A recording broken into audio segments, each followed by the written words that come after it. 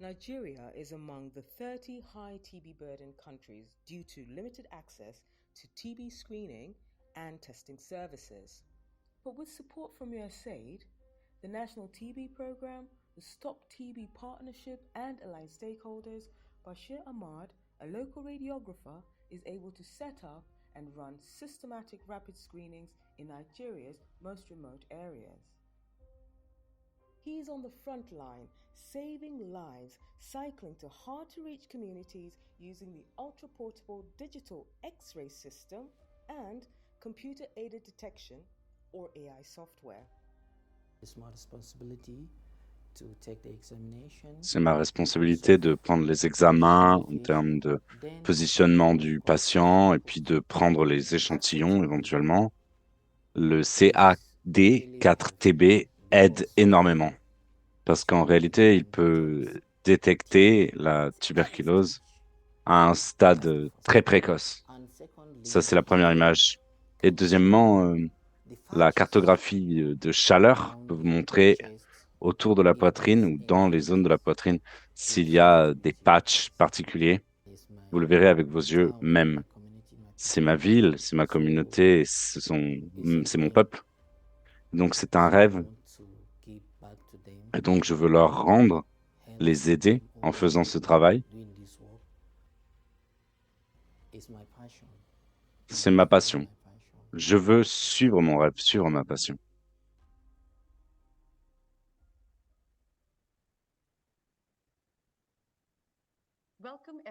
Bienvenue à tous, bienvenue à toutes au premier webinaire DF de 2025. Je suis Katia et je serai votre modératrice pour la session d'aujourd'hui.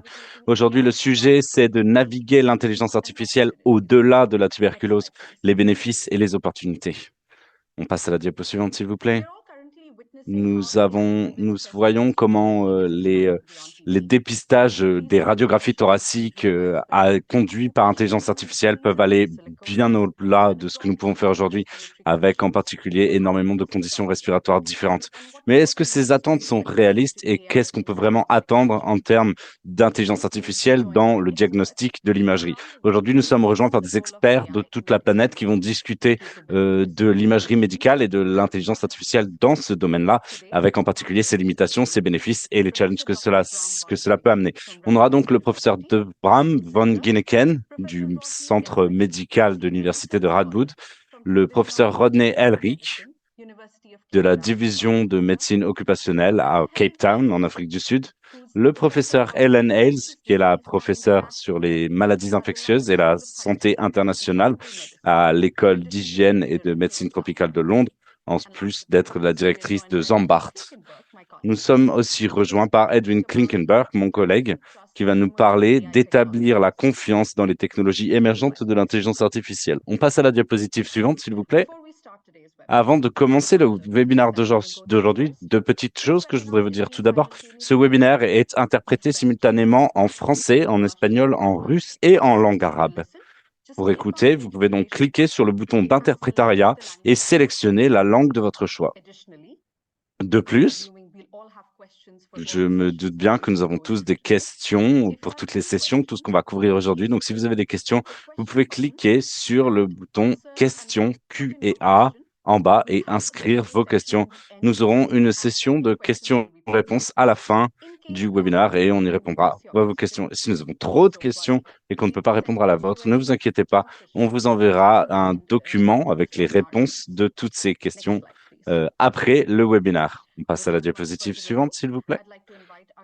Avant, sans perdre plus de temps, je vais demander à notre PDG, Guido Gertz, de parler des étapes et de l'impact que nos solutions ont pu fournir l'année passée.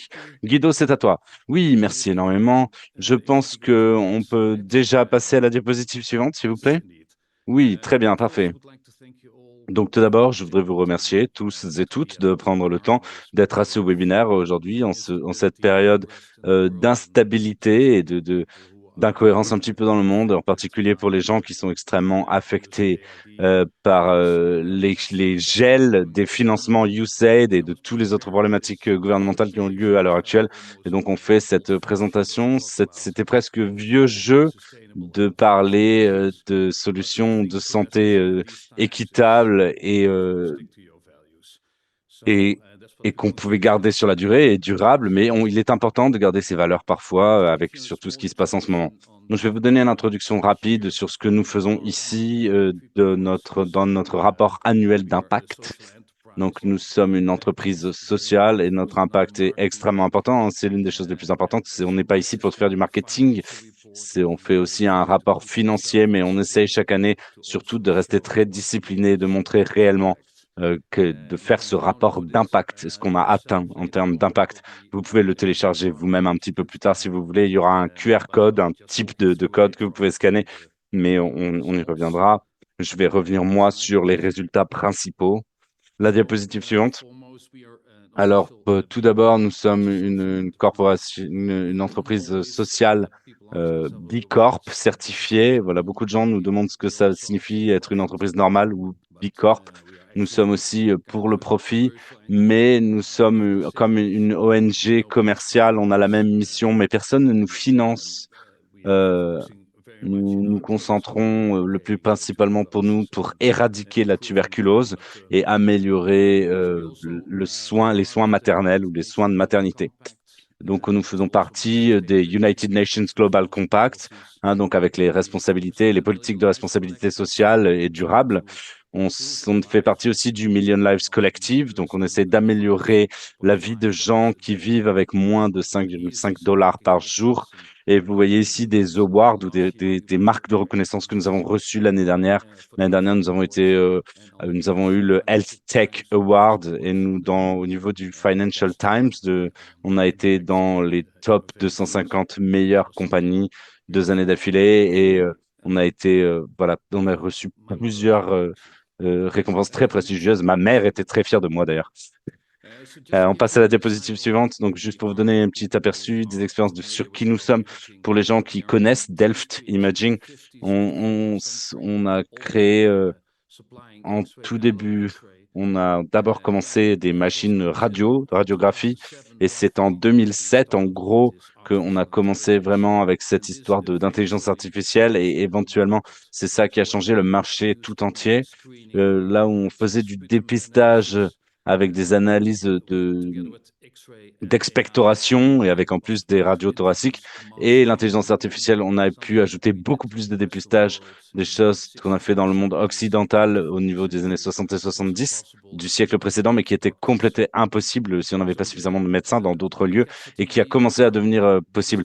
Donc le CAD4TB, CAD4TB, donc c'est notre machine radio portative dans les zones les plus rurales, les plus compliquées. On a réussi à développer cette machine à radiographie sac à dos en 2018.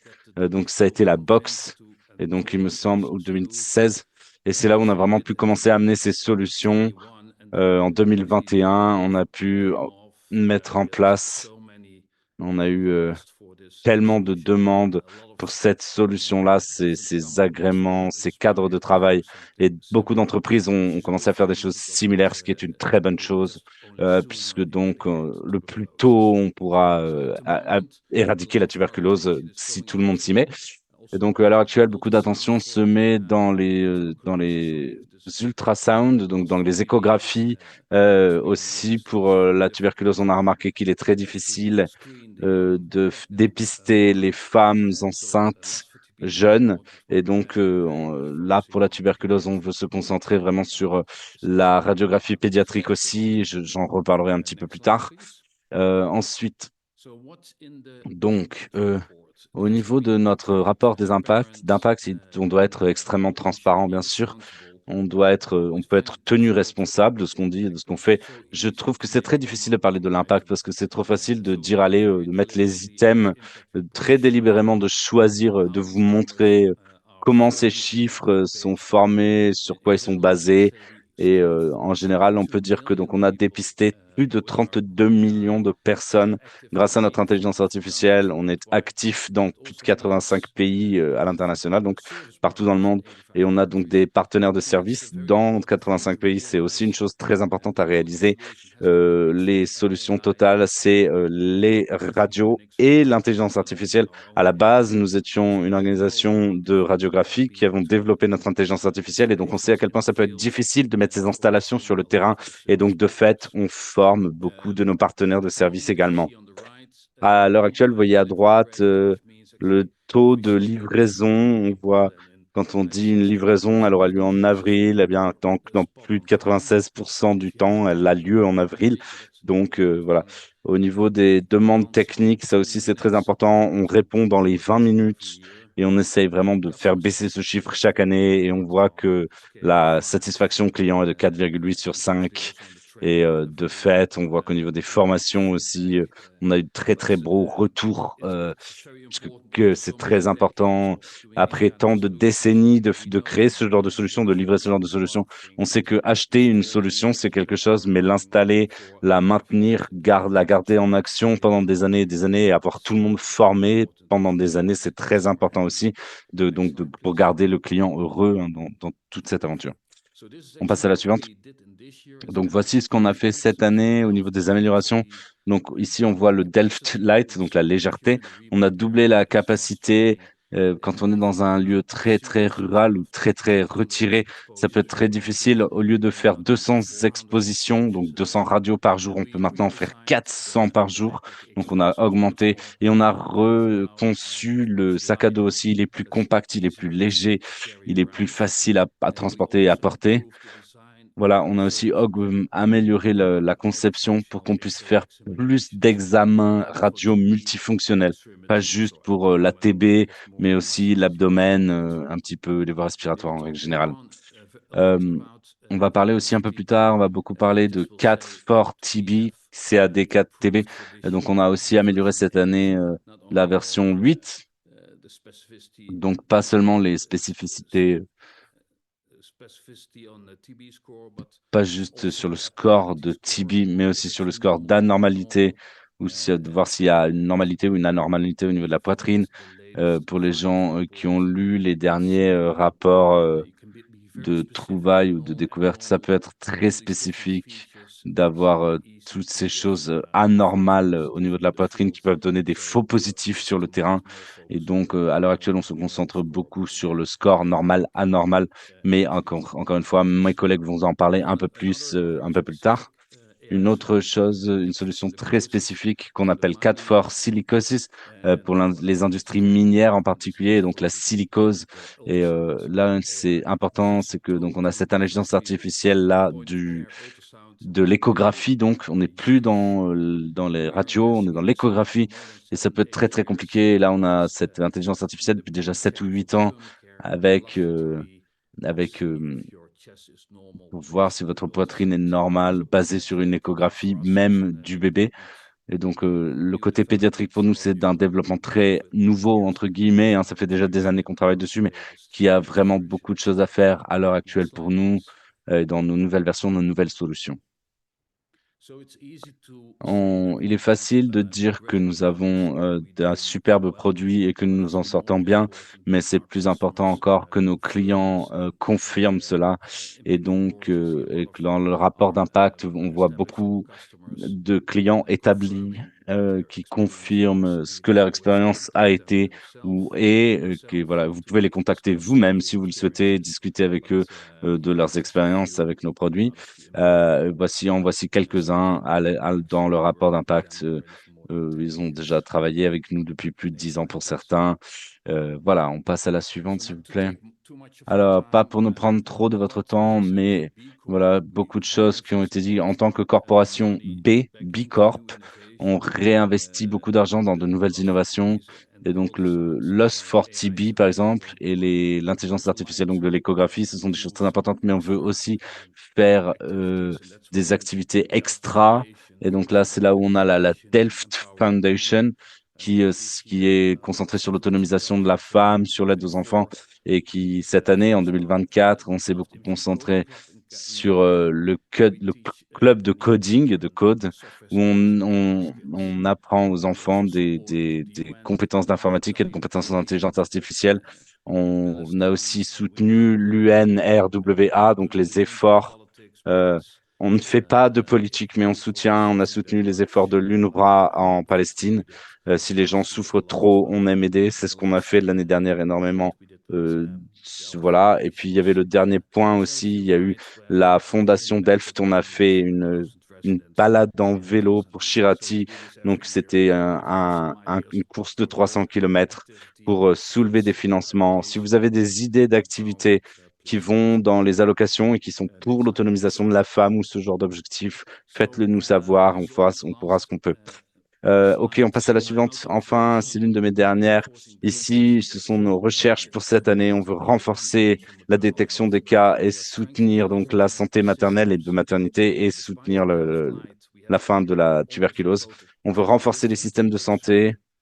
On a donc près de 10 radiographies différentes, stationnaires ou portatives, et on peut donc utiliser beaucoup de solutions différentes selon les circonstances. Grâce à cela, on se concentre énormément à construire les capacités locales avec nos partenaires de services, et tout ce que nous faisons est durable, en particulier d'un point de vue de l'énergie. On avait introduit, par exemple, en 2014 déjà des solutions. Tout est alimenté par l'énergie solaire. Et on fournit aussi une plateforme ici pour la connaissance grâce avec ce qu'on fait aujourd'hui, par exemple, les séries de webinaires comme aujourd'hui. Et on veut se concentrer sur les innovations. C'est le dernier point, bien sûr, puisque la manière d'éradiquer la tuberculose, à la fin, ce sera ces innovations. Je crois que là, on a la dernière diapositive avec ce code QR. Si vous voulez télécharger vous-même notre rapport d'impact. Et voilà, je veux vraiment vous remercier pour votre attention et j'espère que vous allez apprécier ce webinaire. Et je rends la parole à Katia, s'il vous plaît. Merci beaucoup. Merci énormément, Guido. C'était plein de connaissances, cette présentation, plein d'expériences. On a donc le docteur Bram Van Ginneken qui va passer ensuite. Voilà, le docteur Bram Van Ginneken qui est un professeur à Radboud University aux Pays-Bas et il va nous parler des trouvailles auxiliaires dans les dépistages de la tuberculose avec des radiographies thoraciques. Et la parole est à vous, professeur Bram, s'il vous plaît.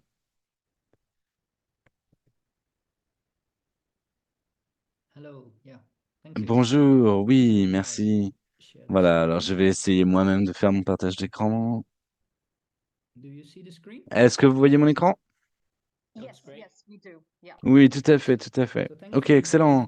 Alors, merci énormément pour cette invitation de pouvoir parler. Je vais parler d'autres petites choses que juste les radiographies, mais effectivement, quand on fait un dépistage de la tuberculose par radiographie, voilà ce que moi, qui je suis, un petit peu de mon contexte, qui je suis, ce que j'ai fait. Tout a commencé en 1997 avec de la recherche. J'ai fait mon doctorat pour détecter la tuberculose dans les radiographies thoraciques au siècle précédent. Et j'ai été amené jusqu'au final en 2014 sur le marché avec ScreenPoint. Voilà, et la manière dont ce logiciel est utilisé aujourd'hui. Donc, j'ai beaucoup fait dès l'université la logique d'ordinateur aidant au diagnostic dans les laboratoires. Voilà, donc c'est mon sujet. Je vais vous parler aujourd'hui tout d'abord, qu'est-ce qui est disponible aujourd'hui pour les radiographies thoraciques aujourd'hui dans les paramètres occidentaux et ensuite parler du pistage de la tuberculose et comment ce sont des circonstances complètement différentes. Et ensuite, comment trouver d'autres anormalités dans les radiographies thoraciques autres que la tuberculose. On va parler un petit peu des principes de dépistage et des applications peut-être possibles au dépistage du cancer du poumon. Alors, tout d'abord, j'ai créé un site internet aux Pays-Bas avec tous les produits d'intelligence artificielle qui sont sur le marché aujourd'hui pour la radiologie, hein, la radiographie. Et voilà, c'est un site internet très sympathique. Si vous voulez aller voir ce qui se passe aujourd'hui, ce qui est disponible de nos jours d'un point de vue logiciel et intelligence artificielle, il y a déjà presque 230 produits certifiés en radiologie d'intelligence artificielle. Et donc, on peut utiliser des sous-spécialités. Vous voyez, si vous voulez thoracique, radio, là, vous voyez 31 produits pour analyser des radios thoraciques, par exemple. Voilà, donc il y en a trop pour tous vous les montrer, mais les tendances, c'est vraiment que la tendance.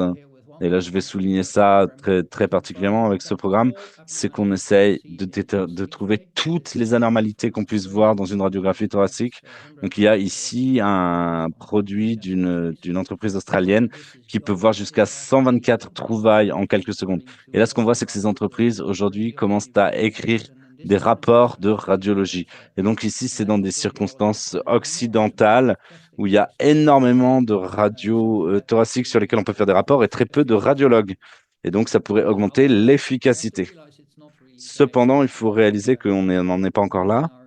Nous avons fait dans nos groupes d'université, dans nos études l'année dernière, nous avons regardé avec un logiciel de lunettes. Est-ce qu'il est possible de automatiquement écrire un rapport quand le cas est complètement normal, si le système intelligence artificielle ne voit aucune anormalité? Parce qu'en fait, potentiellement, les radiologues n'auront plus besoin de regarder ces radios normales, mais on s'est rendu compte que si on ne veut rien rater aucune abnormalité, il faut utiliser un seuil très bas et qu'on ne peut, on ne réduirait la quantité de travail des radiologues que de 15%. Mais 15%, c'est déjà pas mal. Donc, doucement mais sûrement, avec les améliorations de l'intelligence artificielle, de plus en plus d'examinations dans des circonstances occidentales ne seront plus nécessairement besoin d'être faites par des radiologues. Et voilà, vu qu'on est en pénurie de radiologues, cela pourrait être un point très intéressant. Très important. On va regarder maintenant au dépistage de la tuberculose. Après, on va regarder tout ça avec ces radios thoraciques pour le dépistage de la TB, qui est des circonstances complètement différentes. On regarde juste antérieure et postérieure, une seule radiographie thoracique. On ne compare pas à des images d'avant. Et en particulier pour la TB, le résultat principal qu'on voit, c'est ce qu'on cherche, c'est surtout cette suspicion de TB. Donc, les lecteurs, on voit souvent des cardiomégalies ou d'autres anormalités, parce que si la personne, subséquemment, elle testait négatif à la TB, mais s'il y avait quelque chose d'anormal sur la radio, il faut quand même faire des recherches supplémentaires pour voir ce qui se passe. Mais donc, en gros, c'est tout. Et donc, les systèmes complexes existent, hein. Il y a Cape Town, il y a un système complexe qui existe où on peut indiquer tout un tas d'autres anormalités en plus de la suspicion de la TB ou plutôt que, mais ces applications ne sont pas encore très utilisées. Donc, on peut utiliser d'autres pathologies, mais comme je viens de le montrer, il n'y a pas vraiment de système sur le marché aujourd'hui pour détecter des anomalités multiples. Donc les gens ont commencé à tester dans le contexte du dépistage de la tuberculose. Et voici une publication récente qui regarde 3 paquets différents. Et donc, il nous amène à la conclusion que les trouvailles élèvent des préoccupations éthiques. D'autres, ça pourrait montrer une application plus large, mais après l'avoir lu, moi, je doute que ce soit une conclusion qu'on puisse tirer. Mais on va regarder ce qu'ils ont fait en tout cas. Ils ont pris des images, voilà, des images sans tuberculose en Allemagne, où il y a très peu de cas de tuberculose, et ils ont regardé les autres anormalités qui étaient présentes sur ces radios thoraciques. Ils ont demandé aux radiologues de lire ces cas, de lire ces radios, et ils ont indiqué ces trouvailles. Ici, toutes ces trouvailles étaient présentes sur certaines de ces images, donc. Et ici, on voit la sensitivité et la spécificité de ces 3 logiciels qui ont analysé toutes ces anormalités. Comme je l'ai dit, la cardiomégalie, c'est énorme, c'est quelque chose qu'on rapporte très souvent, c'est très souvent fait dans les dépistages de la tuberculose. Mais quand on regarde la sensitivité, elle est assez décevante, c'est 55%, 97% en spécificité et 47, 51% et 77%. Donc, si on trouve pour toutes ces anormalités, il faut demander si vraiment c'est précis. C'est ça qu'on va. On a fait une étude il y a 2 ans. On a regardé juste à la détection de la cardiomégalie. Et on a aussi vérifié comment les radiologues pouvaient faire ça. Et on peut voir ici que les radiologues arrivent ici sous la courbe de 0,98. Ça veut dire qu'au niveau de la sensitivité et de la spécificité, ils sont très très hauts. Là, ils sont entre 93 et 94%. Pourquoi est-ce que les radiologues n'ont pas des résultats parfaits? C'est parce que la cardiomégalie, elle est définie par des cas où il y a toujours quelque chose de borderline, il y a toujours un seuil qui peut être limite. Et donc, c'est pour ça que même les radiologues n'ont pas des résultats parfaits. Donc, peut-être des personnes vont mesurer une ligne très légèrement plus haute.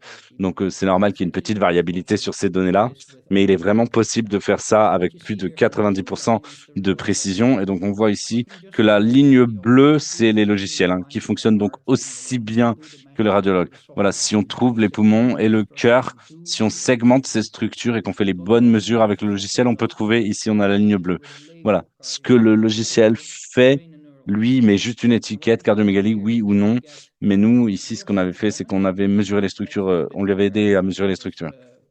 Donc ici, ce qu'on voit, c'est que ça a été, voilà, ces trois autres paquets, c'était à peu près 50% de haute spécificité, c'est la ligne verte. Mais la méthode de segmentation, on n'a fait que sur 600 méthodes. Et voilà, cette ligne verte-là, c'était sur 6000 images. Donc, bien sûr, c'est plus difficile sur un réseau s'il n'a pas la localisation parfaite du cœur ou des poumons. Mais si on lui met des étiquettes, il peut déjà avoir des bonnes performances. C'est ça qu'on voit dans cette étude ici, hein, la différence entre les deux courbes. Donc, si on veut trouver toutes ces abnormalités différentes il faut signaler parfois au logiciel. Voilà, en tout cas, c'était ce que les paquets nous montraient, ces logiciels-là. Et on voit que pour la plupart des anormalités, donc, il n'y a pas une très bonne sensitivité ou pas une très bonne spécificité. Et donc, si on fait tourner ça sur des radios, on va presque toujours trouver quelque chose. Et souvent, c'est des faux positifs. Et donc, on doit se demander qu'est-ce que ça signifierait cliniquement si on voyait une calcification sur une radio thoracique. Eh ben, en fait, rien du tout. C'est quelque chose qu'un radiologue devrait rapporter dans un rapport de radiologie. Mais la plupart de ces choses-là n'ont pas d'influence directe sur le patient, peut-être avec à part le pneumothorax, bien sûr, qui est quand même très rare au niveau des dépistages de la tuberculose. Et d'ailleurs, on voit que le logiciel sur ce cas-là s'en sort très, très bien. Si on regarde la relation entre ces trouvailles et les différents logiciels et les véritables diagnostics qui ont été faits, donc dans cette recherche-là, on voit aussi qu'il y a un manque de diagnostic, mais on voit en tout cas qu'il y a une relation différente, en tout cas, mais il n'y a clairement pas s'il n'y a pas immédiatement un diagnostic mis par sur la trouvaille qui a été faite par l'intelligence artificielle, par le logiciel, pardon. Parce qu'on voit, ce qu'on fait, c'est que quand on fait un dépistage, il faut revenir aux bases. Ici, donc, c'est une étude de la WHO des années 70 et qui dit ce qu'il faut faire quand on fait un dépistage. Et donc, il y a des prérequis. Et on ne doit faire un dépistage que si on cherche un problème de santé très important. Il devrait y avoir un traitement accepté. On devrait être en mesure de traiter le patient si on fait un dépistage sur lui. Il devrait y avoir un stage préliminaire parce que si on détecte la maladie que quand c'est complètement évident qu'elle est là, autant ne pas faire de dépistage et attendre que le patient aille chez le médecin. Il devrait y avoir un test facile, acceptable par la population. Et à la fin, le coût du dépistage devrait être équilibré avec les dépenses du soin de santé total dans son ensemble. Voilà, il doit y avoir un équilibre. Sinon, on va juste aller trouver des cas qui ne devraient pas être traités et ce serait très risqué. Donc maintenant, si on regarde un exemple d'une maladie que les gens suggèrent qu'on pourrait chercher sur les radios peut-être pendant les dépistages de la tuberculose, comme par exemple le cancer du poumon, on regarde ici cette liste et on regarde si tous ces critères sont pré-remplis.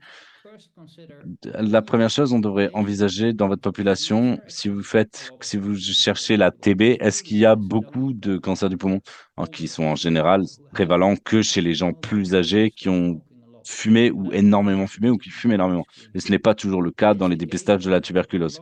C'est le cas, par contre, pour le cancer du poumon, si on le soigne très tôt, si on le détecte très tôt, il est possible de le traiter. Donc, on pourrait y avoir un stage préliminaire qu'on pourrait détecter. Mais si on réalise que, en général, dans beaucoup de pays où il y a beaucoup la tuberculose, il n'y a pas vraiment la possibilité de diagnostiquer et de traiter les patients parce qu'il faut faire une lobectomie à la fin pour le cancer du poumon, ce qui est une chirurgie très avancée qui n'est pas toujours disponible, où on a très peu de soins qu'on peut offrir potentiellement aux gens qui ont un cancer du poumon qu'on a détecté.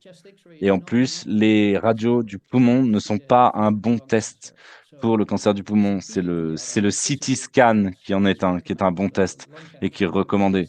Mais la radio thoracique n'est pas bonne pour le dépistage du cancer du poumon. Et donc, ça va amener beaucoup de faux positifs et de suivi non nécessaire. Juste pour illustrer ça, ici, on a donc un scanner CT. Et ici, on voit quelque chose qui pourrait être un cancer du poumon. C'est quelque chose qu'on voudrait détecter au plus tôt. Mais on voit très bien sur le scan CT. Mais si je fais le scan CT de manière plus épaisse, il a ses 3,5 mm. Là, c'est déjà plus difficile de le voir. de voir ce nodule. Et si je le rends 7 centimètres ou 10,5 au niveau de la découpe, là, il devient impossible à voir ce nodule. Donc, c'est pour ça que les radiographies du poumon ne sont généralement pas recommandées.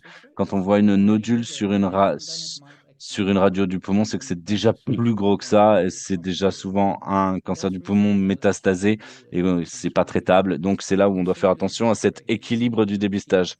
Donc voilà, on ne peut pas vraiment voir ici ce nodule, par exemple ici. Donc, comme résultat, ici, on voit les lignes de conduite du WHO et donc d'utiliser, voilà, ça ne marche pas pour le dépistage du cancer du poumon.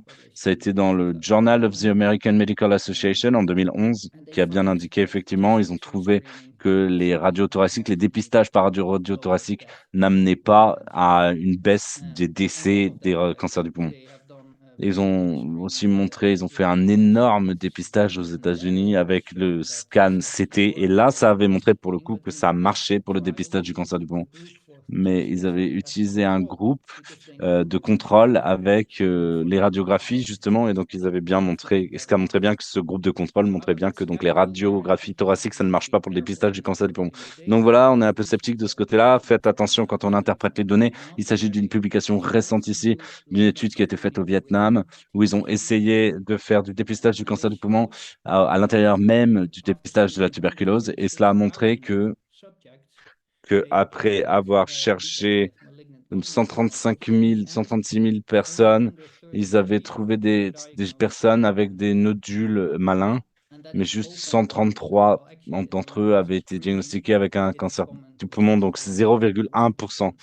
Donc en fait, dans le dépistage, et donc, souvent, dans un dépistage au cancer du poumon, on trouve le cancer du poumon chez 1%. Donc là, juste avec ces radios pour la TB, on trouvera très, très peu de cancer du poumon. Et pour seulement 84 sur 133 ont été traités. Pour les autres, on peut imaginer que le traitement n'avait aucun sens parce que le cancer était déjà trop avancé. Et ce qui n'est pas dit ici, c'est combien de ces 84 personnes, c'est-à-dire 0,084%, ont été traités de façon couverte de succès, c'est-à-dire est-ce qu'ils ont eu un bon taux de survie après ce traitement. Donc je pense qu'il faut faire vraiment très attention à ça quand on va trouver d'autres choses. So most of these additional findings that this screening software could detect has no clinical relevance. And in fact, lung cancer screening with chest X-ray is not recommended in general. And given the fact that often treatment options are not widely available if in areas where you do TB screening, you really should only consider looking at lung cancer, in my opinion, if you know that there is a high incidence of lung cancer in your screened population and you have treatment options available. Thank you for your attention. Thank you, Dr. Braun.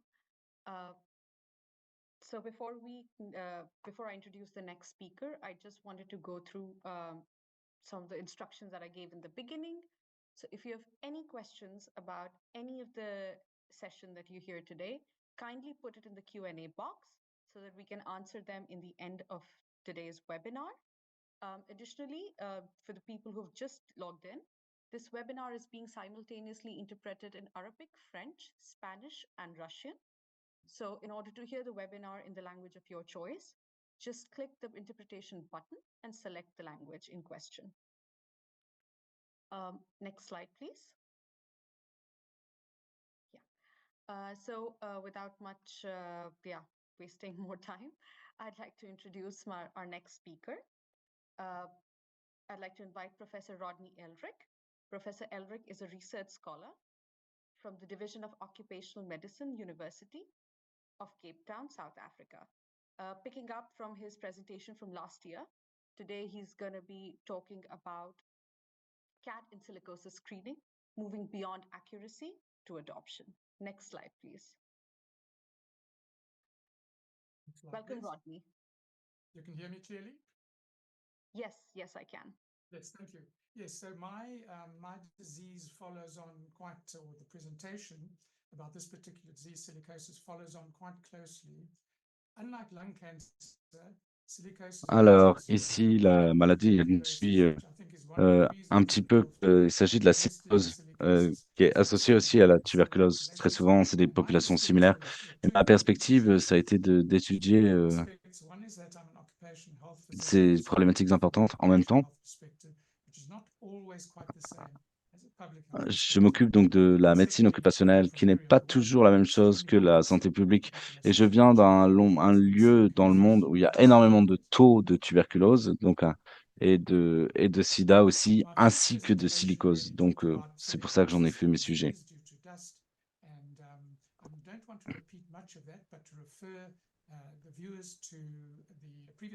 Donc, je voudrais juste voir ici, par rapport à la présentation précédente, qui est toujours en ligne, et de voir ici That's what it's used for, not diagnosis. Further investigations which would increase the sensitivity and the Donc, voyons voir ici de trouver la sensitivité et la spécificité, comment est-ce qu'on peut augmenter, ce qui n'est pas souvent faisable, ces paramètres-là dont on parle. Le diagnostic n'est pas purement, il voit aussi, il n'y a pas vraiment de juste test équivalent pour juste détecter la silicosis. Donc, cela signifie que beaucoup de radiologues n'ont pas d'expérience à avoir diagnostiqué ce genre de choses, justement. En particulier dans les industries, il y a souvent un panel à cause. L'un des tests dépistage, et ce n'est pas une maladie qu'on peut traiter. Et donc, le résultat CAD est sur une échelle de 0 à 100. Et donc, à l'heure actuelle, on n'a pas de cartographie de chaleur pour la silicose. On passe à la diapositive suivante, s'il vous plaît. Alors, au niveau de on voit que c'est un prérequis, c'est la précision, hein, pour une applicabilité pratique au dépistage. On est obligé, c'est ce qu'on a entendu quelque chose de notre premier conférencier, hein. On voit ici le standard reference. Donc, ça dépend de la validation, de calibration des études. On en a fait quelques-unes, on s'est rendu compte qu'on était aligné et que cela demandait un certain nombre de points pour pouvoir avoir. Donc, pour la plupart des gens que j'ai vus qui parlent de l'utilisation de la CAD, ne comprennent pas vraiment. Les lecteurs utilisent souvent les CAD et la silicose.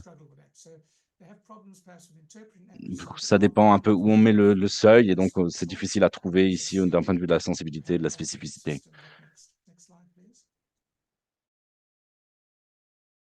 The introduction of CAD for the use cases, and I'll talk about some of them as we go along, a number of them.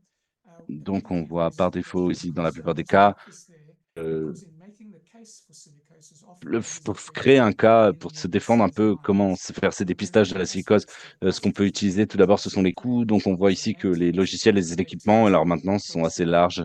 La connectivité est toujours très problématique et la gestion des données. On a besoin du cloud, bien sûr, pour la gestion des données et le stockage. Et on a besoin du temps personnel, du personnel, du staff, hein, et qui comprend des formations également, bien sûr. Donc, il faut former peut-être des officiers médicaux, etc., ou des assistants cliniques pour pouvoir faire la suite. Et le système de santé doit être capable de mettre ce genre de personnel dans ces circonstances-là. Et bien sûr, il y a le coût de référence et d'orientation, de confirmation par des experts, y compris les coûts des patients. Et là, ici, c'est pas des expectorations qu'on analyse, hein, donc du coup, ce sont vraiment.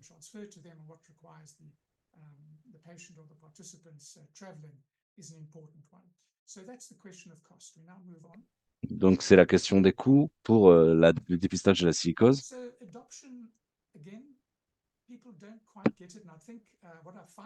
Et donc, encore une fois, les gens ne le voient pas vraiment. On se cherche donc ici quelles sont les trouvailles, quelles sont les beaucoup dans la littérature, on parle beaucoup de la précision et donc de l'utilité, de l'efficacité de ces choses. Donc, l'efficacité, c'est ce qu'on voit qui.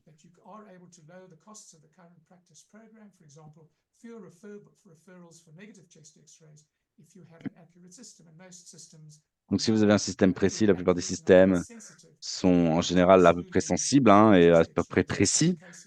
Mais pour la silicose, ce qu'on voit ici, c'est qu'on n'a pas besoin de médecins. Ce qui nous pose vraiment la question, est-ce que les résultats sont meilleurs? On ne parle pas ici de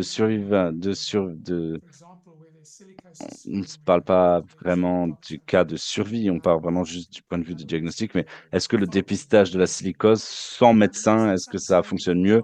Et bien sûr, par défaut, surtout à comparer, si on n'a pas de dépistage du tout, est-ce que ça marche mieux? Donc, on voit ici que souvent les praticiens, les cliniciens manquent la silicose dans leur diagnostic, ils ne la voient pas. Donc, en fait, c'est vraiment dans le processus de formation des cliniciens. Donc, vraiment, ce qu'on voit, c'est au niveau des cas, c'est la base pour décider de l'utilité. Et donc, ici, moi, je parle du nombre de cas. Donc, l'utilisateur, peut-être, la collaboration avec Delft, par exemple, ou le vendeur de la solution, en tout cas, doit pouvoir chercher l'équilibre optimal des faux positifs et des faux négatifs, les considérations éthiques, etc. Et voilà, d'un point de vue de l'exposition médico-légale. Et enfin, les faux positifs, bien sûr, souvent pas vus comme une très grosse variété, mais qui peuvent aussi avoir un coût d'orientation significatif. Et donc, il ne faut pas toujours les sous-estimer non plus. Donc, juste pour remettre en emphase ce seuil, quel est le seuil pour ce système? Quel est le seuil pour le système? On doit établir un seuil qui c'est parfois très difficile à faire. On va passer à la suivante. La suivante. Donc, la chose suivante que les gens trouvent surprenante dans ce seuil, c'est que la décision arrive avec quelque chose de clinique qu'on connaît qui s'appelle la valeur prédictive positive. Et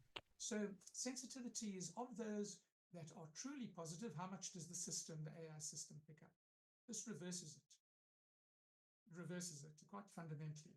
Of all those determined or assigned as positive by the CAD system, what proportion would be confirmed by the gold standard, in this case, the human reader? And it's a law of positive predictive value that the less common your disease is, and people who've done public health and clinical epidemiology will understand this, the less common the disease, the poorer your positive predictive value. So here are three use cases in my own setting. The first was in employment, screening of minors. They're looking for new cases, so not cases that are known. And in fact, given decline in silicosis Et quand on voit le déclin de la silicose en Afrique du Sud, les nouveaux cas en proportion, les dépistages annuels sont très très bas, hein, on voit 0,8%. Donc l'étude qu'on a faite qui a montré que dans ces cas, ce seuil, cette prévalence-là prédit la valeur positive prédictive que celle qui était négative, c'était de 100%. Donc si le système était capable de voir négativité de la silicose 100%, ça c'est très utile. Ça peut être très utile si le logiciel peut voir. On voit ici donc que après confirmation, on voyait bien qu'il n'y avait pas de silicose. Et donc là, c'est une vraie économie de coût, donc c'est très important pour nous. Je vais sauter directement à la suivante. Je ne veux pas en dire trop sur chaque diapositive, mais au niveau ici, donc c'est là les choses qui ont été données aux autorités de compensation.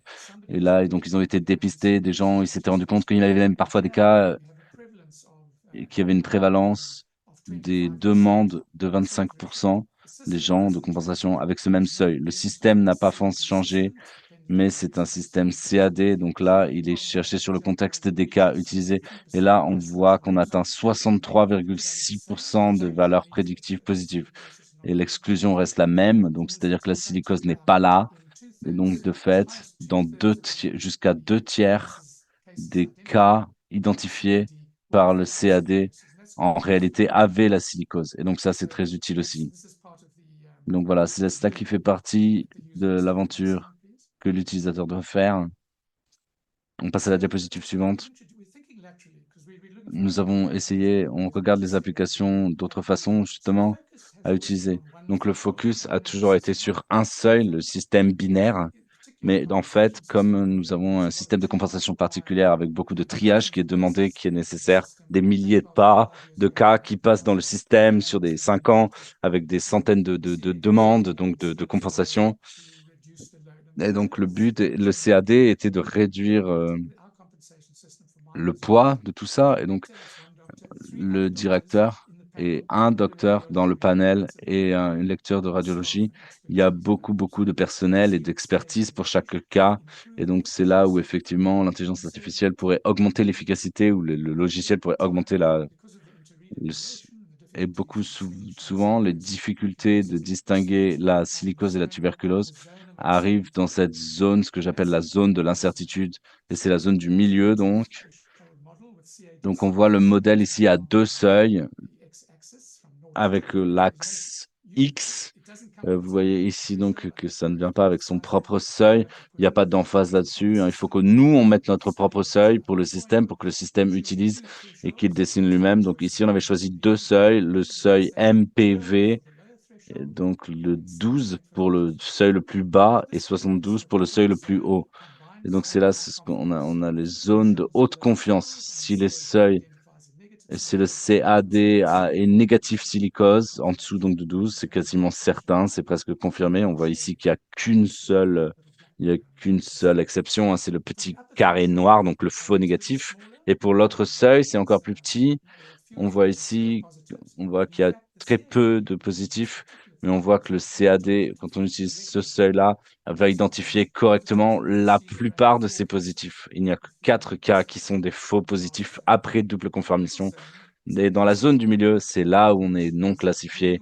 La question est, est-ce qu'on veut autant d'orientation, d'envoyer vers des spécialistes, ou est-ce qu'on veut que les seuils réduisent le cas qui vont être envoyés devant le panel de spécialistes ou qui vont être référés au panel, ou est-ce qu'on veut diminuer les coûts de ces faux positifs, de ces faux négatifs? Donc c'est là où vraiment, voilà, vous pouvez revenir vers les diapositives. C'est là le moment du calcul. C'est le moment où on fait face au calcul pour voir, ça dépend le coût versus l'utilité, ces cas de compensation, par exemple. Voilà, comment est-ce qu'on fait pour réduire le temps passé devant chez des médecins? Ok, on passe à la diapositive suivante. Donc, nous avons ici le docteur Bram, juste avant, il en a parlé. Il a parlé de cela. Il s'agit de ces principes bien connus du dépistage. Ça doit être gérable ou traitable, là, ce qu'on essaie de détecter. L'individu doit se présenter, ça doit être du triage. Voilà, donc c'est une investigation, hein, donc les problèmes dans tout ça.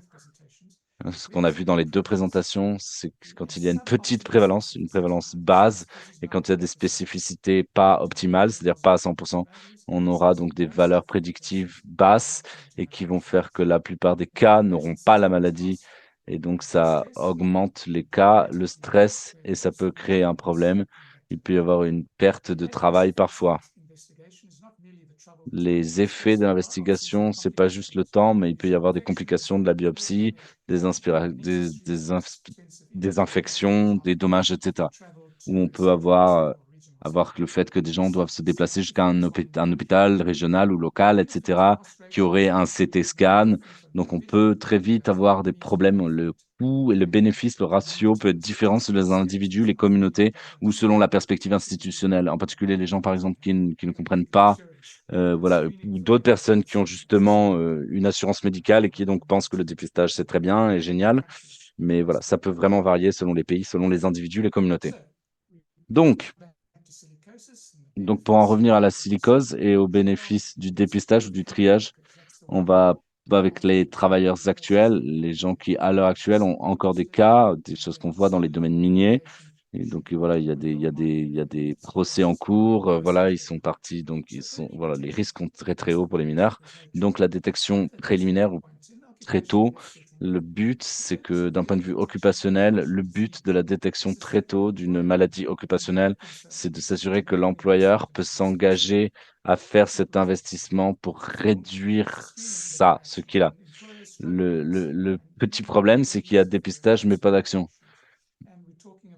On parle ici ça peut aller de la multinationale, les grosses organisations avec une grosse réputation, jusqu'à des mineurs non officiels qui sont 45 millions dans le monde, a priori, qui sont exposés à la silicose. Et si on prend la moitié, par exemple, et que beaucoup d'entre eux ne... Voilà, on voit ici que ça peut pas être la même chose. Voilà, il y a aussi des tout petits employeurs. Donc voilà, potentiellement, c'est beaucoup de monde. Il y avait avant une croyance médicale ou un prérequis médical que si un employé, on lui diagnostiquait la silicose, il fallait voir l'exposition, c'était dans leur travail. Mais maintenant, il y a une vérité là-dedans, c'est que la réalité, c'est que les gens ne peuvent pas arrêter le travail. Et souvent, la maladie n'est pas hautement progressive. Et le plus gros risque, c'est la tuberculose. Et donc, s'ils ont déjà été exposés à la poussière, s'ils ont déjà la silicose, euh, ils vont en général pas arrêter de travailler parce que ça les met souvent dans une pire situation que ces soins que ce soin médical. Donc, continuer le dépistage, en particulier pour ceux qui ont déjà une prédisposition ou pour la progression régulière, et en particulier à ce que ça ne devienne pas une tuberculose. Et là, il faut une base d'évidence, bien sûr, une base de preuve, bien sûr, pour le type de triage. Donc maintenant, on peut amener toutes ces valeurs du triage pour à la fois les actuels et les travailleurs actuels et les anciens travailleurs. Donc ici, c'est de traiter les infections à la tuberculose latente ou de réduire le risque de tuberculose. Donc on a beaucoup d'hypothèses ici par rapport aux expositions à la silicose qui amènent à des tuberculoses, mais on ne voit pas que c'est efficace ou pas, mais il faut continuer pour avoir plus de preuves du côté d'efficacité. Mais on voit ici que dans beaucoup de villes, le côté d'efficacité n'est pas très bon. Le TPT, les arrangements TPT ne fonctionnent pas particulièrement. Voilà quelque chose qui n'est pas vraiment la... Les gens se plaignent beaucoup que il n'y a pas de cas de silicose souvent dans les cas de tuberculose en Indonésie. La silicose peut apparaître, il y a des preuves en réponse au traitement de la tuberculose, c'est-à-dire dans le rétablissement du poumon, peut amener à une silicose. Et donc, il faut voir si on peut faire quelque chose à ce sujet. Un des problèmes pour le CAD, c'est que les deux maladies se ressemblent et qu'elles peuvent arriver en même temps. Donc, l'une puisse être l'autre et l'autre peut être l'autre ou ressembler à l'autre. Et les deux peuvent ressembler l'une à l'autre. Et ça peut être vraiment quelque chose de très sévère, très problématique pour le CAD. Et enfin, le dernier point, c'est quelque chose qui est l'un des plus gros facteurs de l'industrie de l'Afrique du Sud, c'est que maintenant, on peut déterminer l'éligibilité à une compensation, que ce soit statuaire ou civile, en cas de procès ou en cas de problème. Et donc, ça demande, il y a quelque chose qui se développe pas rapidement, comme la silicose ou la tuberculose, et voilà, qui peuvent arriver à n'importe quel stade quand on a déjà une silicose qui s'est déclarée. Et ça demande une très haute sensitivité et une confirmation par le panel. Et donc, on a vu que là, dans le CAD, c'est là-dessus qu'on travaille dessus, et il se trouve que ça va être utilisé, je l'espère, bientôt dans le contexte sud-africain. Merci beaucoup. Merci beaucoup, Rodney. C'était une présentation extrêmement intéressante. En particulier, ces conundrums différents par rapport à la détection de silicose. C'était très fascinant. Merci. Avant de perdre plus de temps, de mon côté, je vais inviter notre prochaine conférencière, qui est la professeure Helen Hales. C'est une professeure des maladies infectieuses à la Centre international de la santé de l'École d'hygiène et de médecine tropicale de Londres, à l'Université de Londres, et c'est la directrice de Zombart. Aujourd'hui, elle va partager des connaissances avec nous sur le Ubumi Bwandi dépistage, le projet Ubumi Bwandi, donc le dépistage de plus que juste la tuberculose. On passe la diapositive suivante et la parole est à vous, Hélène. Merci beaucoup. Merci, bonjour, bon après-midi à tout le monde. Alors, moi, je vais partager un petit peu les choses et décrire un projet que nous faisons ici en Zambie. Même si ça dit que je travaille pour l'école de Londres, je suis basé à plein temps en Zambie. Et nous faisons un projet sur arrêter le TB, arrêter la TB, qui s'appelle Budi Mwandi. Il s'agit d'intégrer le dépistage et la prévention avec le dépistage à la tuberculose. Est-ce qu'on peut passer à la diapositive suivante, s'il vous plaît?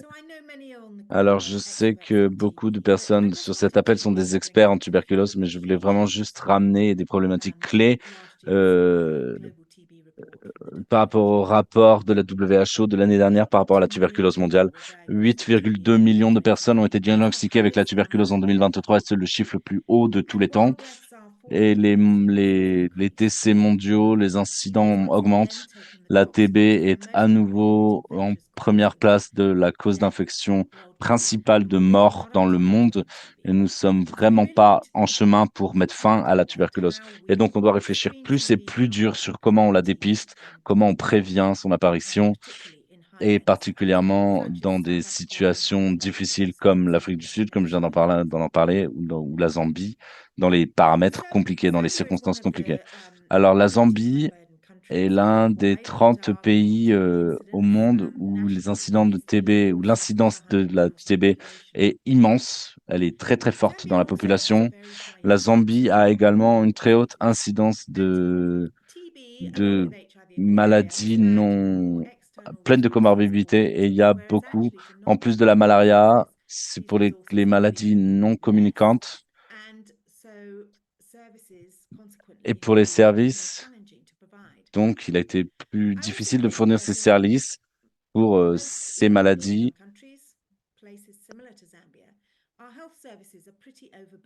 Nos systèmes de santé en Zambie, par exemple, sont complètement dépassés, et souvent ils essaient de diagnostiquer et de traiter les patients les plus malades et n'ont pas vraiment le temps de faire de la prévention ou du dépistage de ces autres maladies.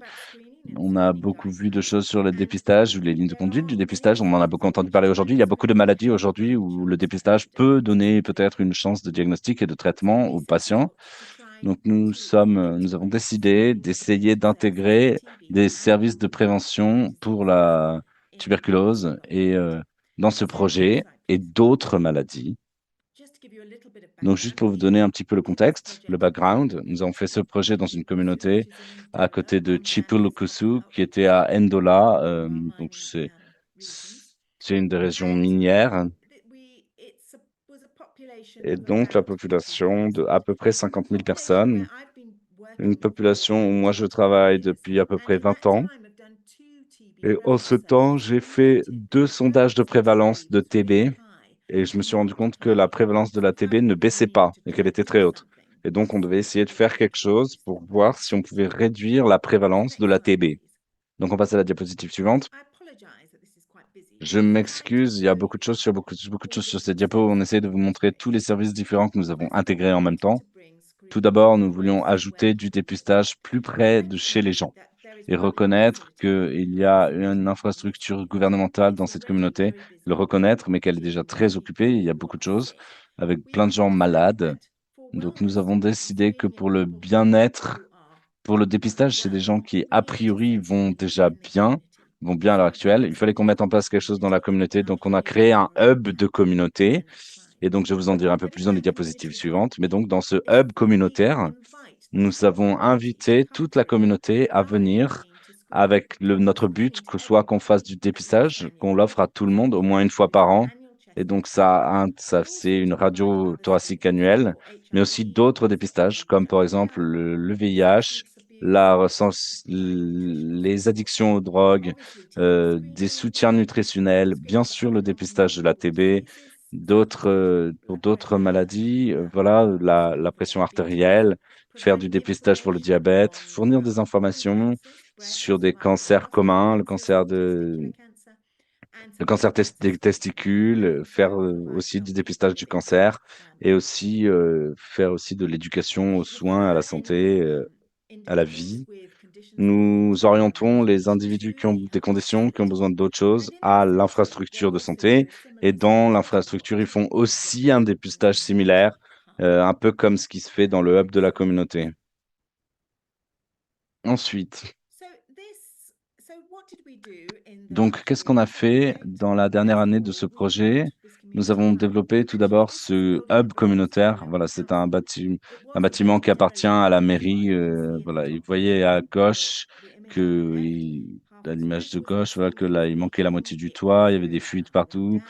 Voilà, c'était assez dévasté. Donc, on a tout rénové pour que ce soit un centre de la communauté où beaucoup d'autres activités peuvent avoir lieu. y compris du jardinage, des sports, des clubs, mais aussi d'être ce centre de dépistage de la communauté. Nous avons donc mis en place une machine à radio avec l'aide de Delft, à la fois à la clinique. Ça, c'est ce qu'on voit en bas, c'est la clinique. Voilà, c'est ce container, ce paramètre-là. Il y a des panneaux solaires sur le toit. Et nous avons aussi l'un des radiographies portatives en sac à dos, qui est dans le hub. Tous les gens qui passent, on a donné une carte Boomy Brandy. C'est comme un plan de fidélité, comme dans un magasin. À chaque fois qu'ils font un dépistage ou activité de prévention auquel vous participez, on peut avoir des points. Et après, on peut utiliser ces points quand on a gagné assez de points pour avoir une récompense. Voilà. Ensuite, on passe à la diapositive suivante. On a aussi donc employé du personnel supplémentaire, en particulier deux radiographes, ce qui n'existait pas avant parce que dans nos cliniques précédentes dans cette région, il n'y avait pas de radiothoracique, de magasin. Donc tout le soutien du laboratoire a été fait et donc on a fait aussi des activités plus de discussion avec d'autres personnes. Et ici, on voit donc la radio portative qui est en utilisation. On s'est aussi mis en partenariat avec beaucoup d'organisations qui font de la santé mentale ou du dépistage des yeux, par exemple, des consultations pour les yeux. Et alors voilà, juste pour vous donner un petit aperçu des services, le nombre d'adultes total qu'on a dans cette population, il y avait juste un peu moins de 40 000 personnes et au moins 25% d'entre eux sont venus volontairement dans la clinique ou dans le hub pendant qu'on était en opération. Et la plupart d'entre eux ont fait un dépistage de la tuberculose par radiothoracique. Et pour vous montrer un peu plus de données sur la diapositive suivante, on voit ici encore vraiment combien de personnes. Oula, ça sort pas très bien. Il me manque la partie du bas, en bas, mais bon, voilà, on voit que la plupart des gens qui ont fait la radio, et la plupart de ceux qui ont fait la radio ont fait donc la pression artérielle et un test VIH.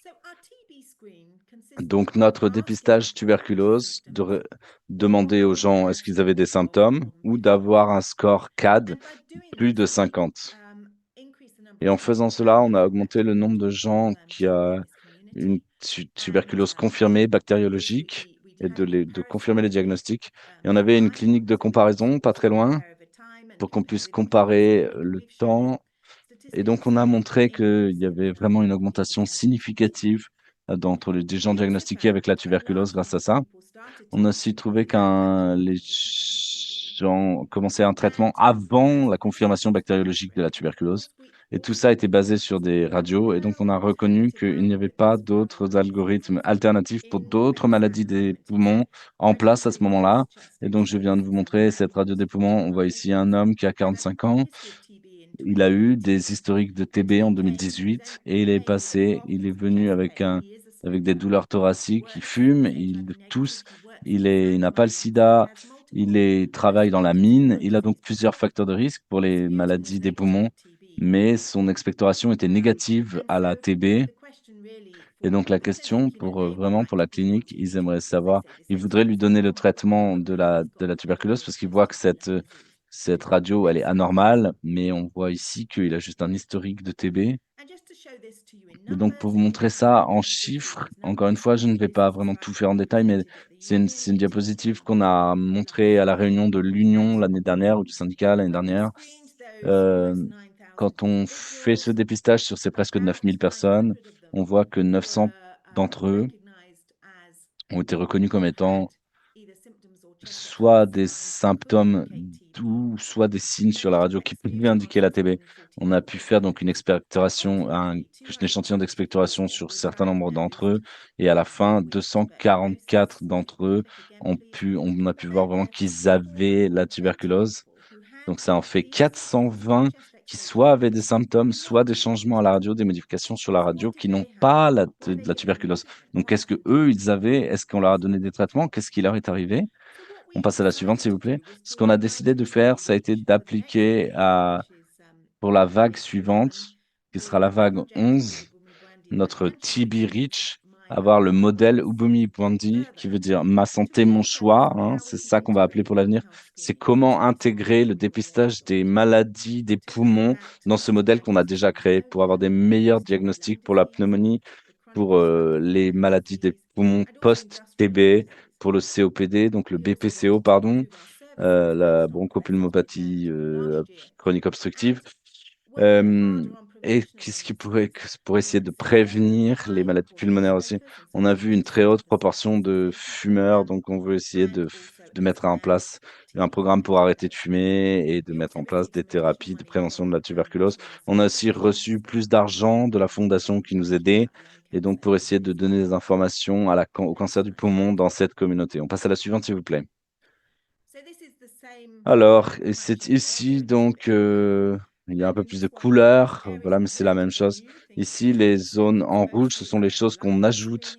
Donc, il s'agit ici donc de vraiment la santé des poumons, mais aussi travailler avec les services occupationnels. En Zambie, on a, euh, on a l'Institut de santé occupationnelle qui sont mandatés pour faire les dépistages pour les mineurs, par exemple, mais pour travailler avec eux, pour faire plus de communication sur les anciens mineurs ou sur sur les secteurs non officiels, les travailleurs dans la mine. Et on doit aussi, voilà, comme il n'y avait pas du tout de clinique dans ce district, avoir un niveau de soins secondaires où on doit pouvoir investiguer plus. On passe à la diapositive suivante. Je vais voilà, partager donc notre algorithme proposé désormais, qui encore commence pareil, là où on ferait ce dépistage avec des symptômes, tout simplement, ou un changement sur la radio. Donc, si des gens sont positifs, eux, ils vont avoir un expert. Je pense que c'est donc de la protéine séroactive. Hein, c'est un marqueur non spécifique de l'inflammation, mais ça peut être très utile dans le diagnostic des infections bactériologiques. Et on peut le faire avec juste un point of care, POC. On peut bien sûr donc référer ces personnes-là à la clinique pour un traitement à la tuberculose, mais pour les gens pour qui le test expert est négatif, c'est-à-dire la majorité, on va utiliser le résultat du CRP pour référer au triage. Donc, si quelqu'un a un CRP très haut, on peut donc leur donner des thérapeutiques antibiotiques pour une pneumonie présumée. Pour des gens qui n'ont pas un CRP élevé, alors là, il y a peu de chances que ce ne soit pas une pneumonie bactériologique. Et donc, dans cette population, on peut faire du dépistage de santé pulmonaire et aussi avoir des petits historiques d'occupationnel et continuer et faire plus de gestion et d'évaluation par la suite. On passe à la suivante. Donc, quelles sont les opportunités pour le dépistage des poumons au-delà de la TB et au-delà des radiographies thoraciques? Eh bien, avant, on travaillait donc avec l'Institut qui, lui, l'Institut qui est mandaté pour dépister les mineurs. Mais là, on travaille aussi donc en Zambie. On vient de le voir avec Rodney par rapport à l'Afrique du Sud. On voit ici que nous aussi, on a des très bas taux de silicose, mais on a quand même beaucoup de mineurs et beaucoup de gens qui sont exposés à des poussières dommageables. Et on a beaucoup de personnes qui sont aussi dans des secteurs non officiels ou au black. Et donc, on établit une clinique respiratoire hein, où on va faire de la spirométrie conventionnelle et de la gestion de la BPCO. Et, et voilà, avoir des services de réhabilitation respiratoire pour les gens qui ont des maladies pulmonaires post-TB. On a aussi l'hôpital universitaire où on a accès à des scans CT, même s'ils sont très chers et s'ils sont très peu disponibles parce qu'ils sont souvent cassés pour qui on semble avoir des patients complexes ou un cancer du potentiel du poumon. Et on veut aussi incorporer les échographies du poumon, dont on a parlé aussi au tout début, comme alternative aux radiothoraciques dans le dépistage des maladies du poumon. On le fait déjà à la communauté Hub. On peut utiliser cette échographie de cette façon dans certains lieux où il n'y a pas d'accès aux radiothoraciques. On passe à la diapositive suivante.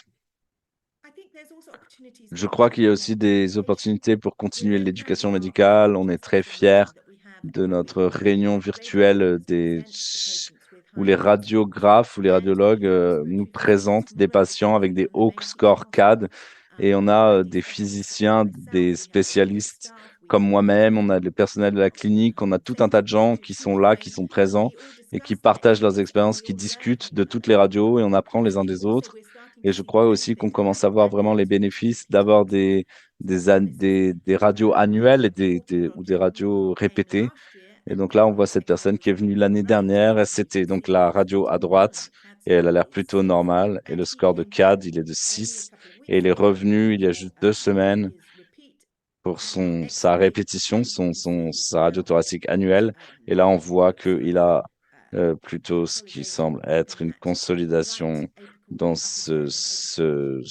dans cette région apicale droite. Et donc, il était positif à la tuberculose, à son contrôle une année. Donc, je veux remercier tous les financeurs, toutes les personnes à Zambart, toute la communauté, bien sûr, tous ceux qui nous ont guidés dans ce qu'ils voulaient que soit dépisté. Et voilà, j'espère avoir vos questions et vos discussions. Merci. Merci beaucoup, professeur Hales. Merci, c'était fascinant de voir comment Zambart travaille et de voir ce dépistage en action. On va continuer, enfin, terminer par, j'aimerais inviter mon collègue Edwin Klinkenberg, qui est un clinicien technique et il travaille à Delft Imaging et va nous parler d'établir la confiance dans ces technologies d'intelligence artificielle émergentes. La parole est à toi, Edwin. On passe à la suivante. Oui, est-ce que vous m'entendez clairement? Oui, très bien, bien sûr. Bonjour à tous. Oui, merci pour ces présentations. Je vais donc aujourd'hui parler avec vous de certains sujets, en particulier d'établir la confiance avec ces technologies émergentes de l'intelligence artificielle et comment est-ce qu'on peut vraiment faire ça soi-même également. Donc, on passe à la diapositive suivante. Je parle là vraiment de ce sujet parce que l'intégration de l'intelligence, des technologies de l'intelligence artificielle dans les soins de santé, c'est quelque chose qui évolue très très vite ces dernières années. Et je pense qu'il est particulièrement crucial pour tous les professionnels de santé de comprendre comment évaluer ces nouvelles intelligences artificielles qui arrivent sur le marché. Donc, mon rôle ici en tant que physicien technique dans Delft, c'est aussi de s'assurer que les modèles d'intelligence artificielle rentrent bien dans les pratiques cliniques et peuvent être vraiment utilisés pour résoudre des problèmes et affecter vraiment les résultats cliniques. Donc aujourd'hui, je vais partager certaines connaissances avec vous au niveau de l'évaluation sur les technologies émergentes et de vous parler un peu de l'aventure de Cat4TB et comment cette aventure est en cours. On peut passer à la suivante. Alors, il y aura 3 sujets principaux. D'accord, les considérations pratiques pour intégrer de nouvelles solutions d'intelligence artificielle. Et aussi, on va revenir sur des sujets qu'on a déjà discutés. La deuxième chose, revoir les preuves pour de nouvelles solutions d'intelligence artificielle. Donc, je vais vous donner des outils pour vous-même, des outils que tout le monde peut utiliser pour construire un lien de confiance entre vous et l'intelligence artificielle. Et ensuite, on parlera de Cat4TB, une décennie de confiance construite. Alors, tout d'abord, commencer donc les considérations pratiques. Alors, je pense que pour vous-même, c'est vraiment, il y a 3 questions principales qu'il faut vous poser quand vous voyez quelque chose qui pourrait être intéressant. La première chose est très certainement la modalité la plus simple, ou ici pour donc une radio, a priori thoracique. Est-ce que donc c'est la bonne modalité pour cette maladie? Puisque l'intelligence artificielle est juste une extension de la modalité.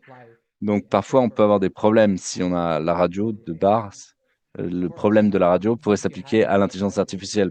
Si vous avez une intelligence artificielle qui essaye de faire un diagnostic d'asthme, vous pourriez réfléchir, est-ce que la radio, c'est le meilleur outil à utiliser pour faire le diagnostic de l'asthme? Donc là, il faut prendre ça en considération. Ce n'est pas que l'intelligence artificielle, c'est aussi la modalité de base. Et c'est là où il est très important de voir à quel moment on met l'intelligence artificielle dans l'aventure du patient. C'est le deuxième point. On voit on met l'intelligence artificielle avant le test de confirmation. Donc, on met les gens qui ont un haut score CAD et que les autres, on les laisse rentrer chez eux. Et comment est-ce qu'on met l'intelligence artificielle dans notre programme de dépistage? C'est là où le troisième point arrive. Qu'est-ce qu'on fait avec les cas positifs? Là, je pense qu'il est assez important qu'il y ait un plan clair pour gérer les résultats positifs de l'intelligence artificielle, de déterminer les étapes suivantes, de voir les diagnostics supplémentaires, les tests d'experts supplémentaires qu'on peut faire et toutes les options logistiques qu'on pourrait avoir à organiser si on a des cas positifs détectés par l'intelligence artificielle. On passe à la diapositive suivante.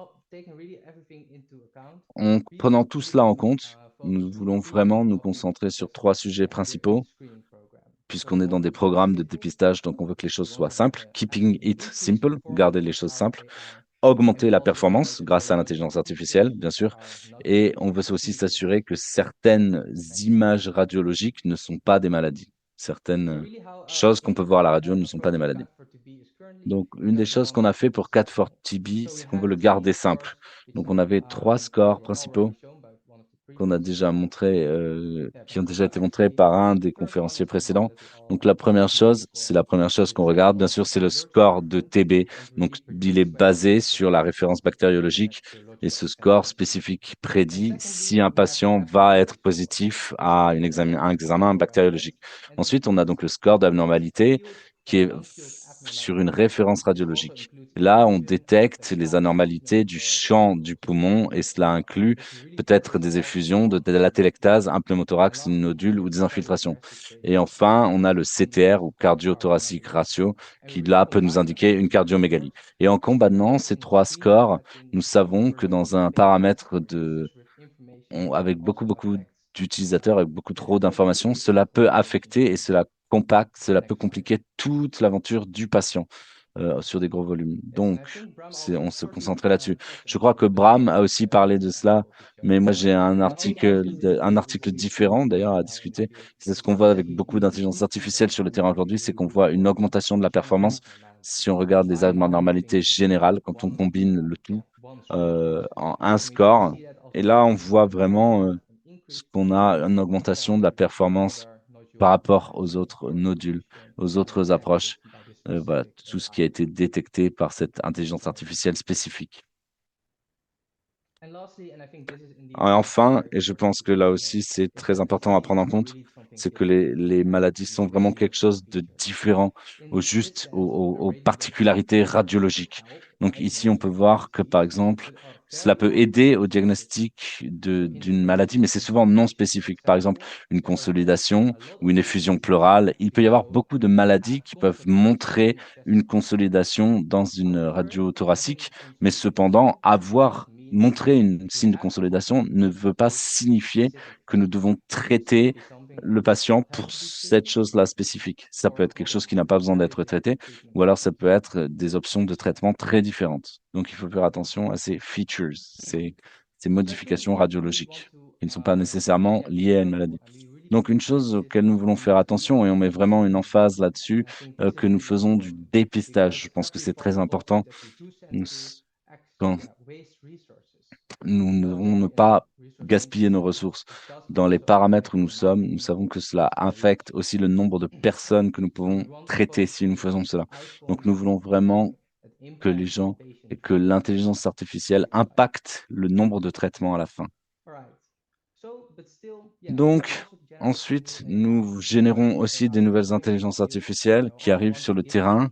Et donc, nous voulons vous donner des outils sur comment revoir l'épreuve vous-même, comment faire une révision vous-même et voir si ça va avec votre population de patients, si vous voulez vous servir de ces solutions d'intelligence artificielle.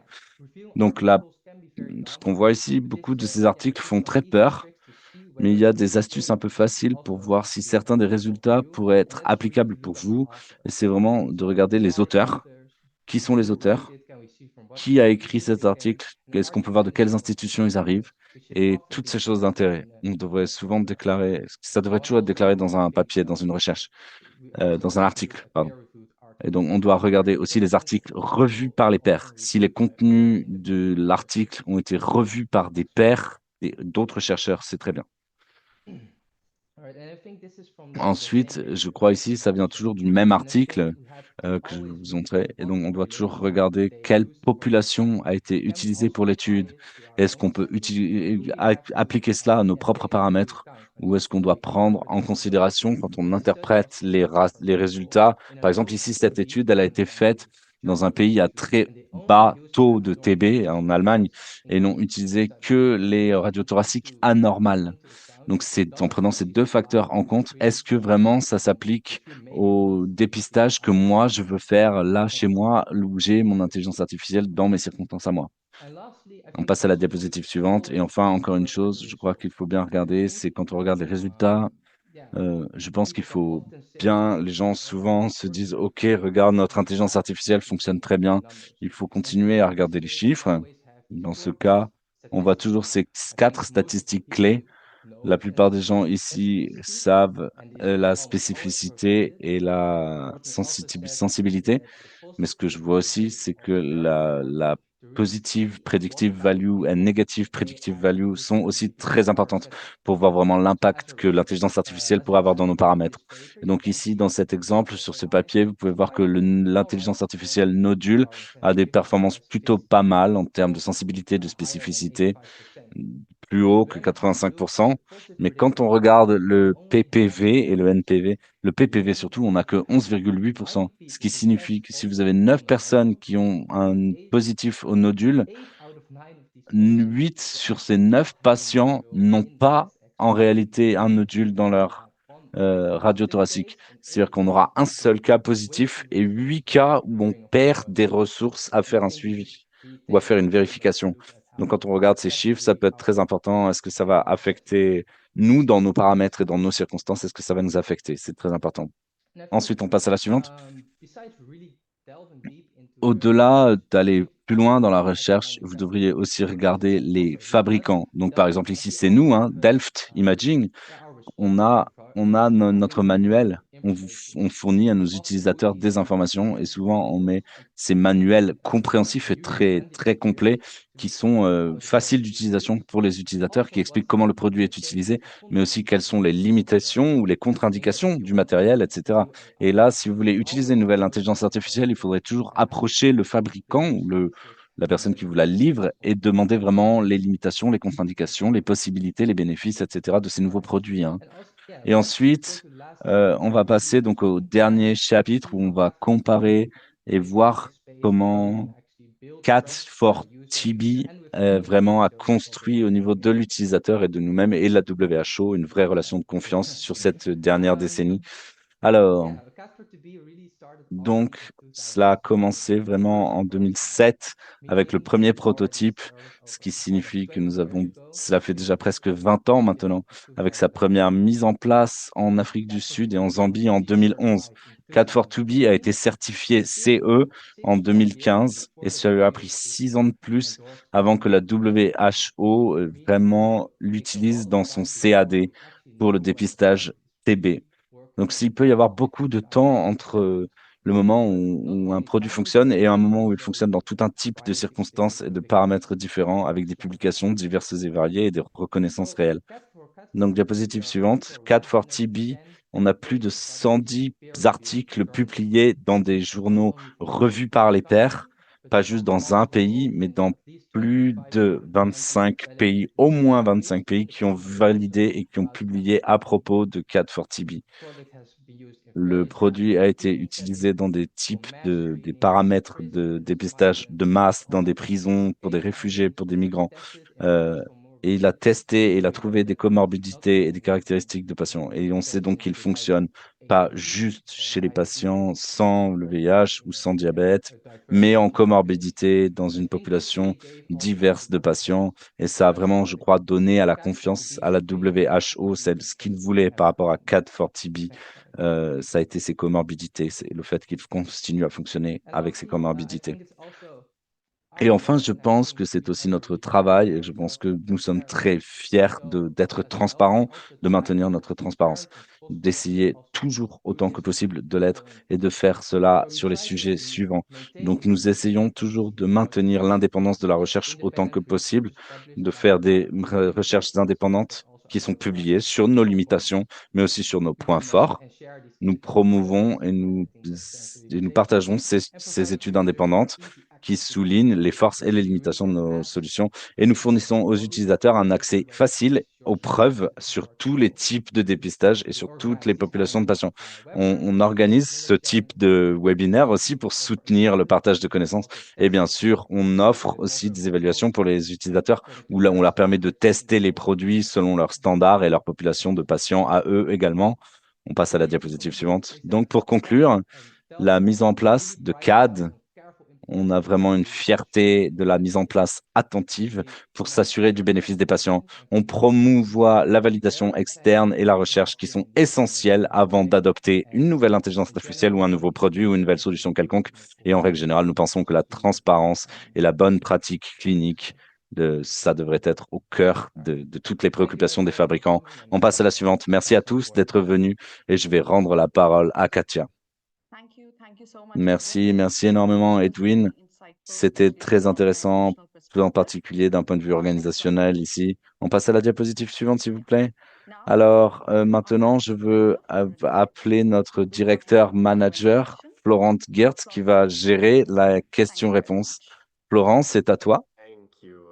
Merci, merci Katia. Merci à tous de nous avoir rejoints aujourd'hui et à nos conférenciers. Nous en avons eu 300 personnes à peu près qui nous ont rejoints. Je pense,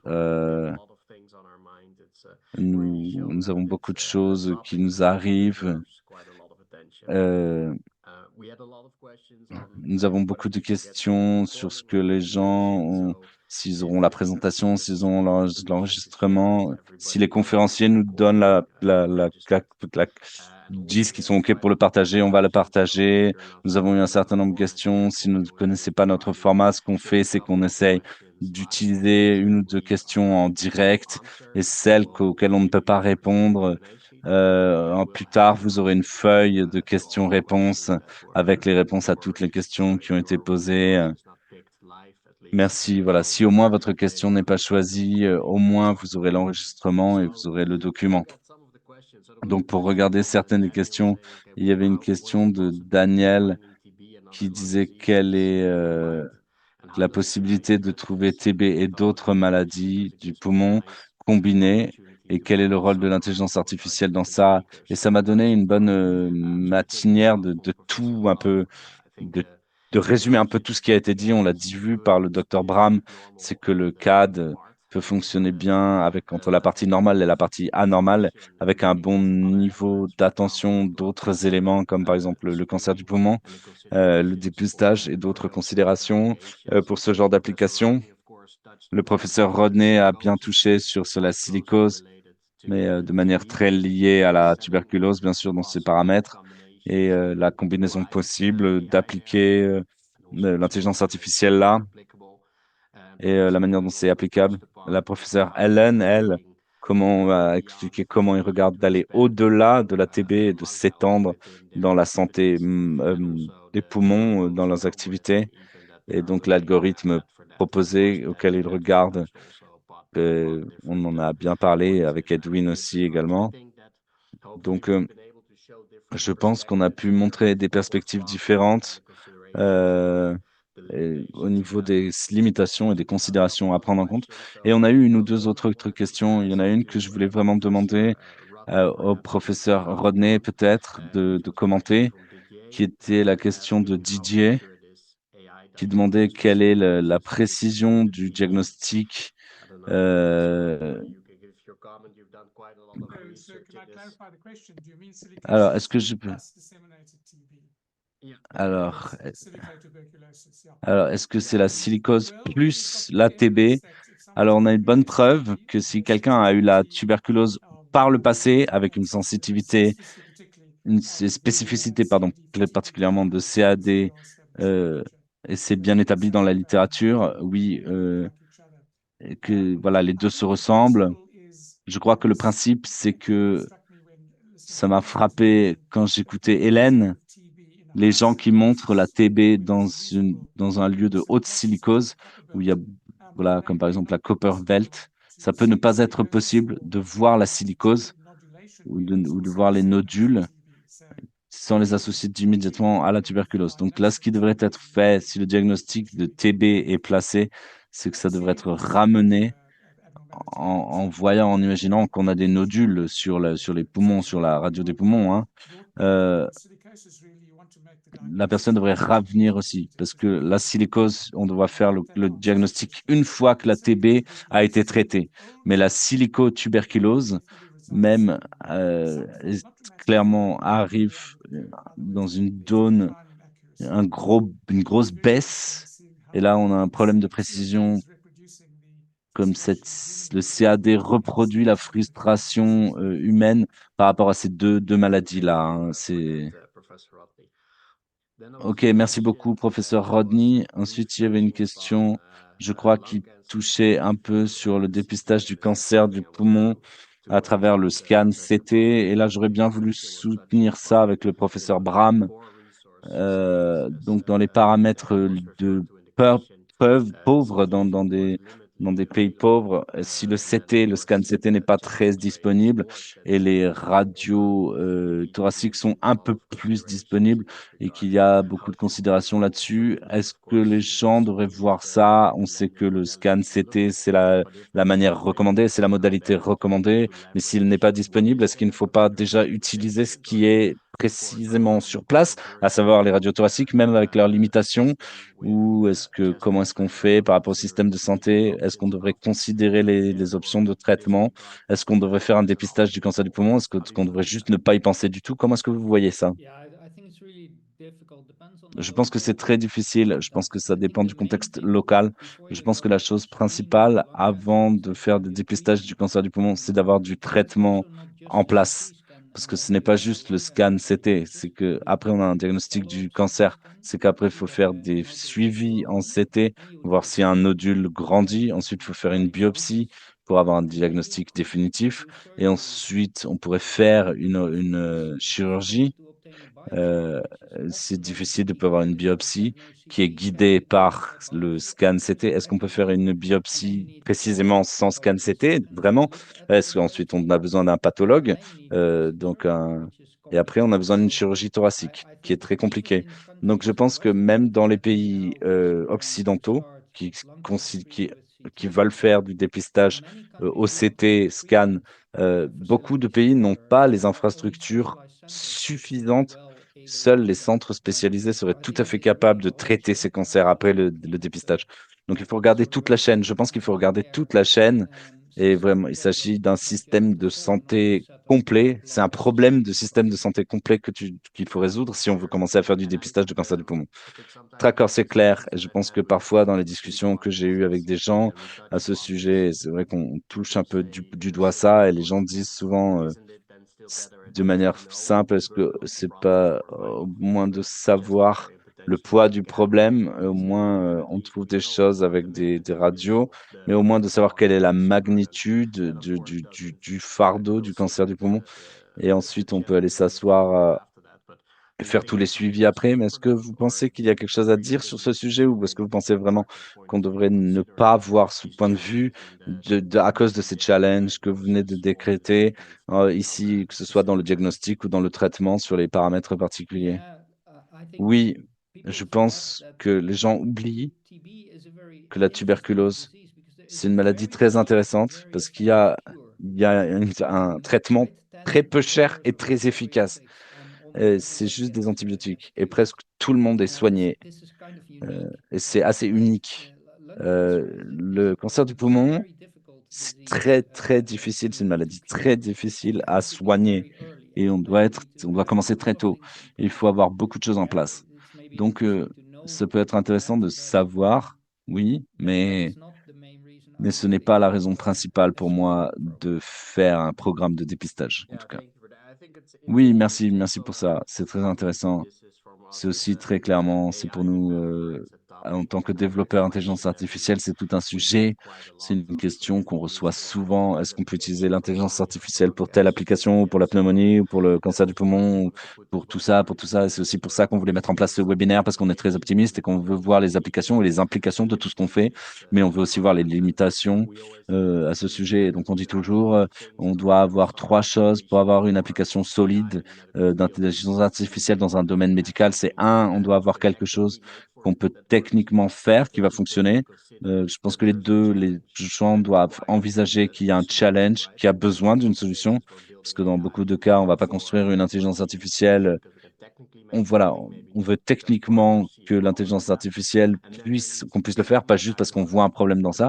Et ensuite, il doit y avoir un cas de business ou un cas de remboursement, enfin, en tout cas, une rentabilité derrière. Pas nécessairement une rentabilité, mais au moins pour la durabilité de la mise en place de ce projet, de ce produit, de cette intelligence artificielle. Mais ça a été très intéressant d'entendre vos pensées là-dessus. Donc, merci énormément. Et, euh, et professeur Hélène, elle a dû partir, mais j'ai vu qu'elle a répondu en live dans les questions-réponses. Elle les a répondues et j'ai répondu aussi. Il y avait une question de Daniel. Est-ce qu'il y a des informations sur la timeline sur comment faire des contrôles pour les gens qui ont été dépistés? Et ça peut être très important pour les dépistages qui restent négatifs. Elle nous a parlé, elle, des contrôles. Il y a peu de données sur les contrôles, les dépistages de contrôle, mais ce qui a été montré dans 1950 et ce qui a été fait dans le secteur minier, ils ont décidé de faire des radios thoraciques annuelles et ça fait juste 1 an que ça a commencé. Et donc, on vous dira un peu plus dès qu'on en aura un peu plus pour les gens qui ont eu des dépistages répétés. Et donc, voilà, je pense que ça répond à la question. Voilà, il y avait une question également. Si quelqu'un veut rejoindre le groupe de Hélène pour discuter ces radios hebdomadaires, mais c'est quelque chose de fermé, elle le disait, parce que les données cliniques voilà, sont anonymes, hein, bien sûr, mais qu'elle encourage les autres à faire ce même genre de groupe, ce type de réunion. Et de partager la connaissance, bien sûr. Je crois que nous sommes déjà au-dessus du temps, au-delà du temps, donc je vais finir là-dessus. Je voulais remercier vraiment tous nos conférenciers, le professeur Brom, le professeur Rodney, le professeur Elan et Edwin de notre côté, bien sûr, et notre CEO, Guino, notre PDG, pour avoir partagé toutes leurs pensées sur ce sujet. Je voudrais remercier tous les gens qui se sont connectés aujourd'hui. Je pense que le nombre de questions, le nombre de personnes qui se sont jointes à nous, montre réellement à quel moment tout cela est approprié, ce sujet est approprié, comment au fil des prochaines années, on va entendre de plus en plus parler de ce sujet. J'espère que nous avons été en mesure de vous montrer le potentiel et les promesses que nous voyons avec l'intelligence artificielle, mais aussi certaines des limitations et des considérations qu'il faut prendre, des préoccupations qui peuvent exister. Et comme il a été mentionné de notre côté, j'espère que vous avez été capable d'entendre certaines astuces ou des questions sur ce qu'on doit tous se demander quand on commence à imaginer ce genre d'outils et imaginer de s'en servir pour avoir des mises en place responsables et durables de l'intelligence artificielle pour l'avenir. Merci énormément à tous d'avoir été ici avec nous aujourd'hui. Je vais fermer et on reviendra vers vous avec l'enregistrement, avec la réponse question-réponse. Et je souhaite tout le reste et je souhaite une merveilleuse journée à tous et à toutes. Merci beaucoup. Merci.